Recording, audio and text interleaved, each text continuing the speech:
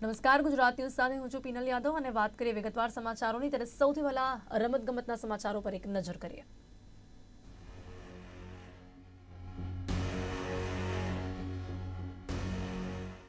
ગુજરાતની કેપ્ટન કૃત્વિકા સિન્હા રોયની શાનદાર રમતની મદદથી ગુજરાતની વિમેન્સ ટીમે અહીંના પંડિત દીનદયાલ ઉપાધ્યાય ઇન્ડોર સ્ટેડિયમ ખાતે યોજાયેલી યુટીટી 86મી senior national interstate table tennis ચેમ્પિયનશિપમાં ઊંચા ક્રમની તામિલનાડુની ટીમને હરાવીને સેમીફાઇનલમાં પ્રવેશ કરી લીધો હતો. આમ તેણે એક મેડલ નિશ્ચિત કરી દીધો હતો.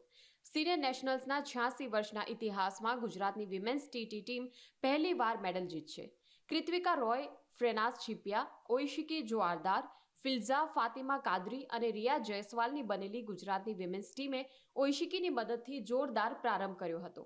તેણે ક્વાર્ટર ફાઇનલમાં અનુભવી એવી એસ સેલેનાને સંઘર્ષપૂર્ણ રમતમાં 3-2થી હરાવી હતી.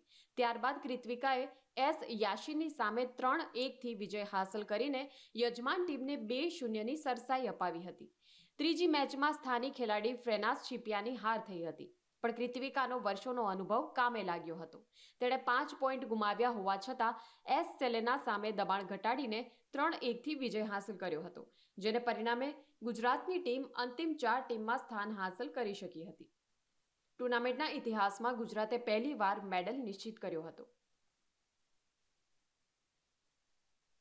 અંડર-19 વિમેન્સ વર્લ્ડ કપ પૂરજોશમાં રમાઈ રહ્યો છે અને ડિફેન્ડિંગ ચેમ્પિયન ભારતની ટીમ પણ શાનદાર દેખાવ કરી રહી છે.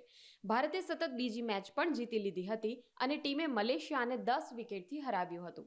કુઆલાલંપુરમાં મલેશિયા પ્રથમ બેટિંગ કરતા વૈષ્ણવીના તરખાટ સામે માત્ર 31 રનમાં ઓલ આઉટ થઈ ગયું હતું અને ભારતે કોઈ પણ વિકેટ ગુમાવ્યા વિના માત્ર અઢી ઓવર્સમાં જ મેચને જીતી લીધી હતી.